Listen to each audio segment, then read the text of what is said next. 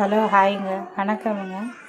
இன்றைக்கி ரசம் எப்படி பண்ணுறதுன்னு சொல்கிறேங்க. நல்லா டேஸ்டியான ரசம்.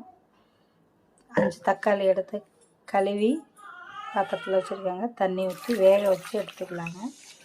எந்த அளவுக்கு வேக வைக்கணும்னா தோல் விடுற அளவுக்கு வேக வைக்கணுங்க. தேவையான பொருள் என்னென்னு பார்த்துடலாம். சீரகம் 1.5 ஸ்பூனு, மிளகு 1 ஸ்பூனு, 2 ஸ்பூன் மஞ்சள் பொடி, 1 மிளகா, 1.5 பூண்டு உரித்து போட்டிருக்கேங்க. நீங்கள் உரிக்காமல் கூட போட்டுக்கலாம். அரைச்சி எடுத்துக்கலாம்.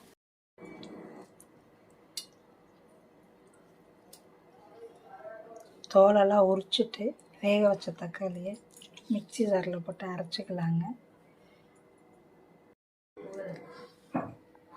தக்காளி வேக வச்ச தண்ணியில் கொத்தமல்லி தழை போட்டிருக்கேங்க. புளி தண்ணியை கரைச்சி வச்சுக்கலாம். இது கூட தக்காளியும் அரைச்சி சேர்த்துக்கலாம்.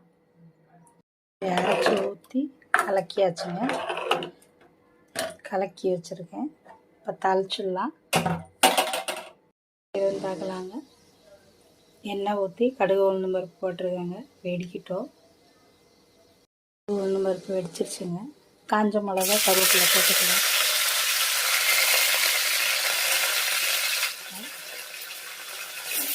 அரைச்சி வச்ச மசாலையை சேர்த்துக்கலாம்.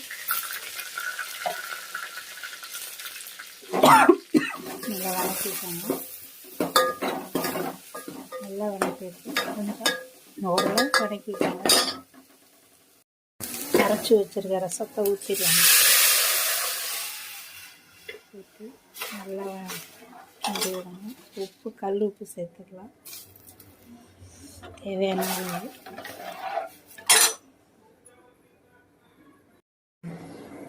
பெருங்காயத்தூள் போட்டுக்கலாங்க. போட்டுட்டு கிண்டி விட்டு நல்லா நுர வர்ற அளவுக்கு கொதிச்சா போதுங்க. பிடிச்சிருந்தா லைக் பண்ணுங்கள், ஷேர் பண்ணுங்கள், சப்ஸ்கிரைப் பண்ணுங்கள். என் சேனலை சப்ஸ்கிரைப் பண்ணி வச்சாதான் நான் போடுற ஒவ்வொரு டிஷ்ஷும் ஈஸியான டிஷ்ஷாக போடுறேன். பாருங்கள், நல்லா டேஸ்டியாக இருக்குங்க. ரசம் செஞ்சு பார்த்துட்டு கமெண்ட் பண்ணுங்கள். பாய்.